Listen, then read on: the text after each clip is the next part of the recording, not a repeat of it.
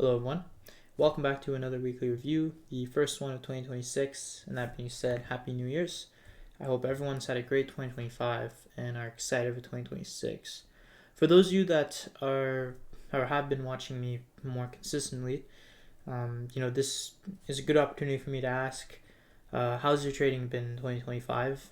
What you've learned, how far you've came. So if I do have anyone that consistently watches me, I'd love to hear about that, and feel free to comment or hop into one of my streams and let me know. I just like hearing about those things. But before I go into any of the data for the current trading week, we're currently Friday, but before I go over any of those trades, I just want to talk about the models I'll be trading and my streaming schedule. So my schedule keeps changing and all that, but it's now for sure like I'll be able to trade Monday to Friday every day from at least 9:30 to 12. Now it might be earlier, I might end earlier obviously, but that should be the expected schedule. I have 3 models I could trade, and I'll only be trading one on stream. 2025 model, I did a lot of back testing, and not just back testing, but asking myself questions on why it works in certain periods and why it doesn't. I did the same thing with NLP, and then I decided to do the same thing in 2025. And what I found out is 2025, beginning of the year, had a lot of trades. I can 2025 model in January, and as you can see, some of the days we would have 4 trades. Trade almost every week. Most of the time, there's at least 2 trades in a week. And then April came around and the frequency dropped a lot. We started having a lot more weeks where we didn't trade, and I didn't back test this period, but I know there wasn't many in July anyway. I remember trading then, and then it was even less in October, November, and December was almost non-existent. 2025 model. So the other thing I noticed is the news. So you can see here, a lot of the trades, especially later in the year, started happening when there was no news. And I didn't backtest a lot of the no news. I don't log the trades earlier in the year that were no news, but there wasn't as many. So there was kind of like, actually I did start, and there wasn't that many. So there was kind of like a switch. We went from 2025 model appearing mostly when there was news at the beginning of the year, and then all of a sudden it started appearing more when there was no news at the end of the year, and I thought that was pretty interesting. So I asked my AI, why that could be, and I said a few different things. It knows my rules, my model, and its theory is that news essentially, and it makes sense, but what news does is it forces a lot of people to get into the market. One very simple example I can give is a liquidity provider that doesn't want to take on the risk of the news being a surprise and the market just going crazy, gets out of the market before news and gets back into the market after news. But there's a lot of people that are also hedge funds that have to stay compliant by trading when there's news. Maybe they're rebalancing their inventory, managing certain positions, and just, I don't know, for whatever reason, when there's a red news, some people have no choice to trade. It doesn't mean that they want to trade, but they have no choice. Now, if they don't want to trade, if the news is predictable, the Federal Reserve interest rate policy is also predictable. We seem to be confident that we're in a path. There may still be fear, but they're still pretty confident that everything's under control and we're headed towards a better ending. Like a soft landing, or whatever the case is. When people aren't panicking and the market isn't reacting to the news, very sensitive to it and highly reactive to news, people don't really necessarily want to trade on those news days. They just have to. So now, think about it. If you're a billionaire and you got a huge position and you have no choice to get into the market, you don't want to, you're not going to want price to be very expanding a lot. You don't want price to be going from one level all the way to another, because your position isn't going to get filled exactly where you want it. You're going to have to take on some slippage. You're not going to get the price you really want, and that's going to create some pain. Now, when you really want to get into the market and there's an emergency reacting to the news, then you might be okay with taking on slippage. You might be okay with taking a bit of pain.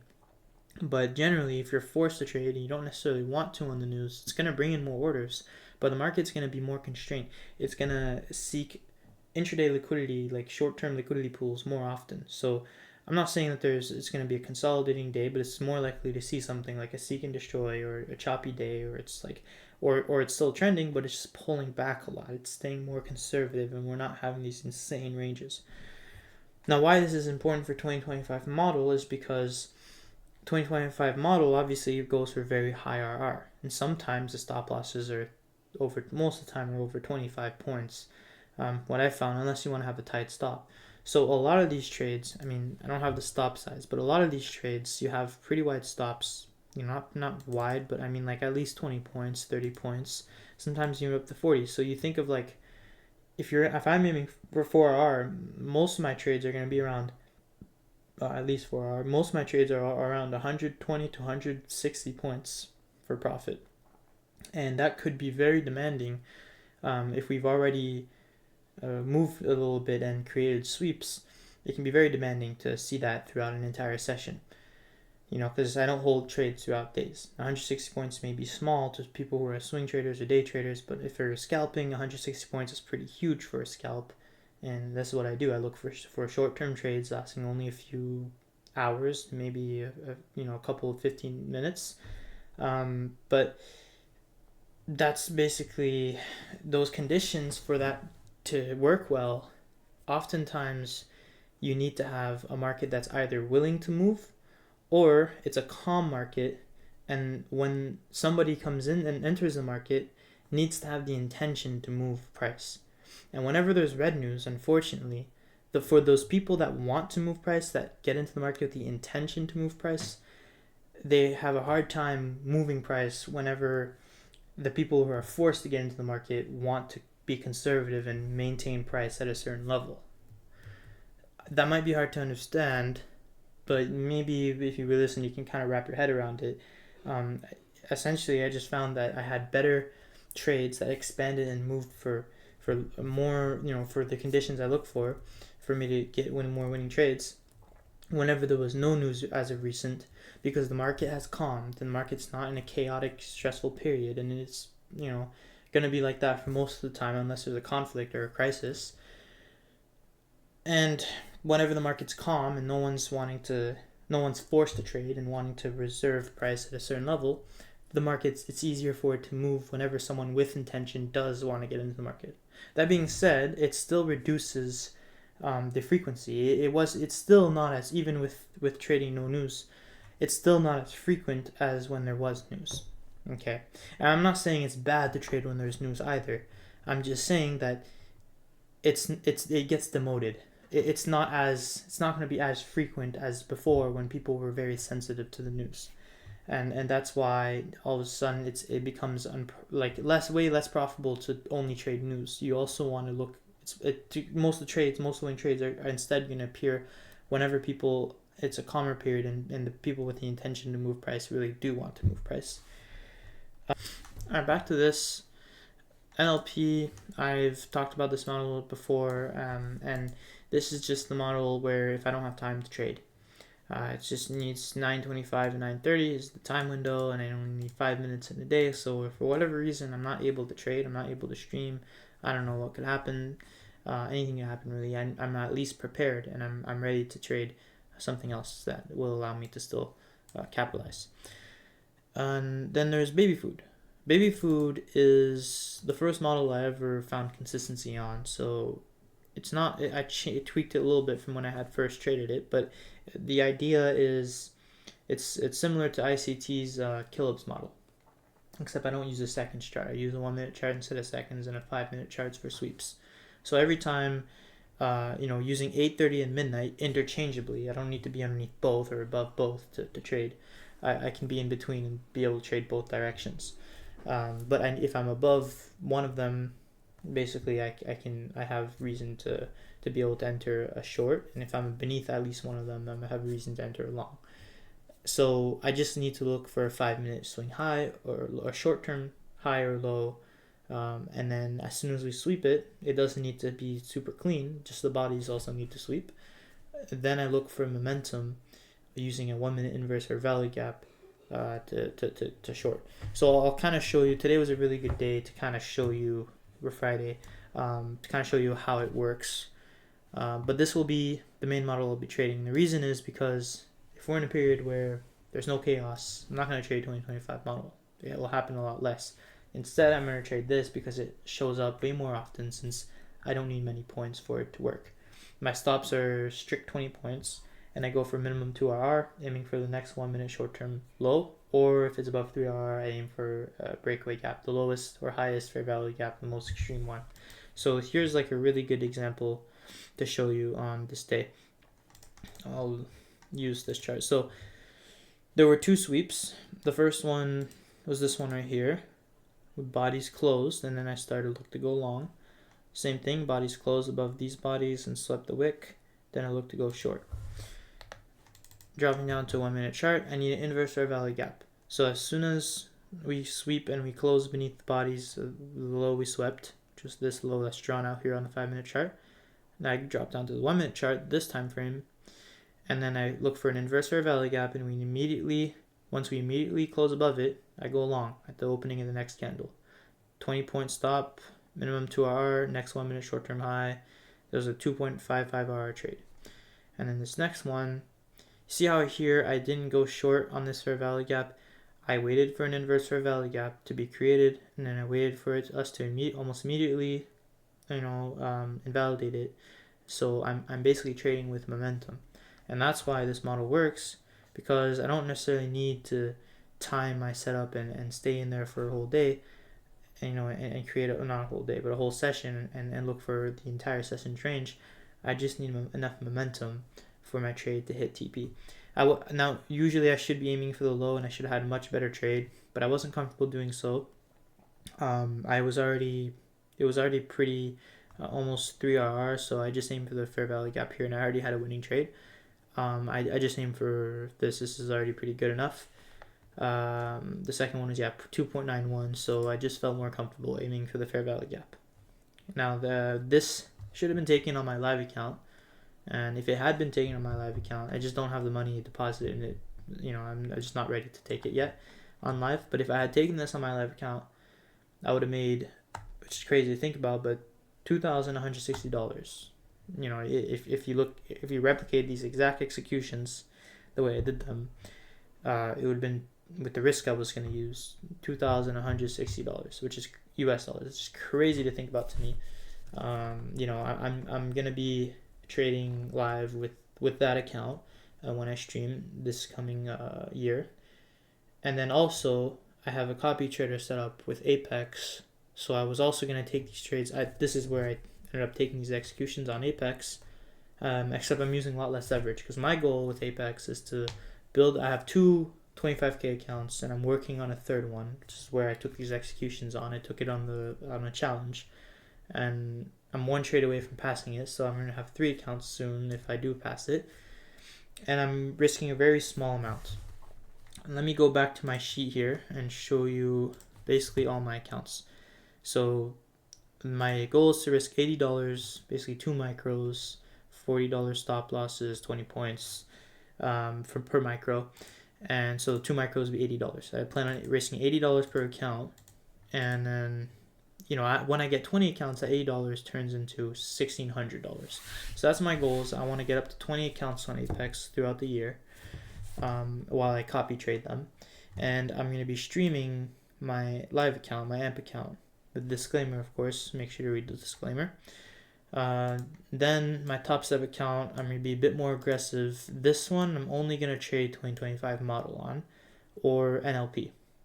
NLP depends if right now I'm not doing anything with it, but as soon as we get into a period where there's chaos, I'm going to trade 2025 model on Top Step and AMP. I'm not going to trade 2025 model ever on Apex, and the reason I'm doing this is because, one, I don't want it to mess with the trailing threshold. I don't want to be in a position all day and just because it can be the rules with Apex. I don't want to explain the rules, but it's not that good to be in a position for too long. If we go all the way up and it comes back to break even, it could be very bad for me, even if it doesn't lose.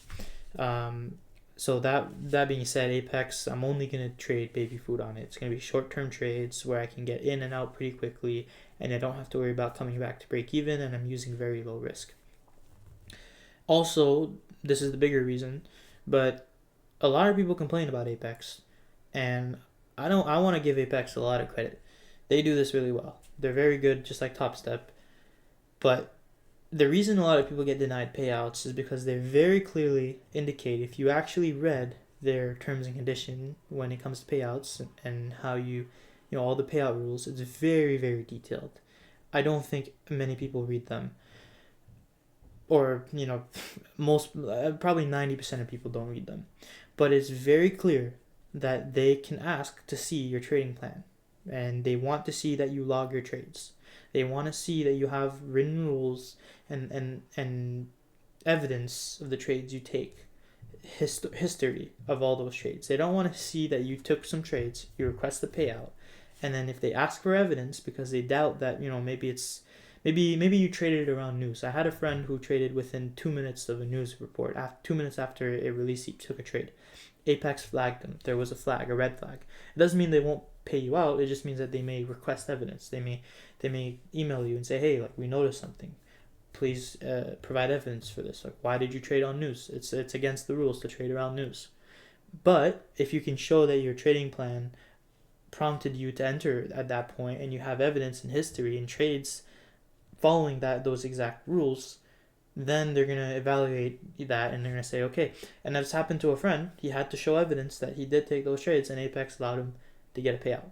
And I've had some other people argue back and say, well, it's only because he was an influencer and he had a YouTube account and they didn't want the public to lose confidence. And you can think that, but again, it says it very clearly that they can request evidence that their goal is to pay out traders who are consistently profitable with a set of rules. And they don't reward people who do things with ambiguity. It's very strict, with how they formulate things. And if you don't like it, you can always go trade with another prop firm. But this is why I plan on sticking with one model. And I haven't taken any trades on it yet, because when I do start taking trades, I want to make sure that everything is set and ready to go. And I'm trading all the accounts with that same model, at once. Until then, I'm just keep doing challenges until I'm ready to trade my live with it and stream with it, because I also want every trade to be recorded and streamed. And that also will help me build more evidence if ever Apex wants to challenge a payout request and request more evidence of me, following all the or with the intention of following all the payout rules and basically following a trading plan. And another thing that's pretty stupid, just a small thing that a lot of people miss. They recently added this, I noticed, but you can't take trades that are more than 5 RR. This is just one small example of stupid rules that Apex has. They don't allow trades more than 5 RR. So if you get a 7 RR trade, they're gonna flag you. And even though it says strictly do not have trades more than 5 RR, I don't think they'll deny a payout if you do. It's just that they reserve the right. But if you show them that you had consistency with a model and rules, then maybe they'll let it go. I don't know though, but it's just small things like that where you want to be sure that you're aware of, and that's why it's important before you start trading with any prop firm to clearly read all the rules, and be ready to trade it properly. Anyways, that's really it for this week. I didn't really trade or log anything for the rest of the week because it was the holidays. But going forward, I plan on doing weekly reviews every Sunday, recording my trades and uploading trade playbacks, and also streaming Monday to Friday every day, unless I need a break, which could happen sometimes. But for the most part, I'll try and be there all the time, from 9 to 12. Or there maybe sometimes I won't be able to be at my desk and I just won't stream. But for the most part, I should be able to stream every day. Yeah. So, anyways, thank you very much once again. Happy New Year's and good luck to everyone this year.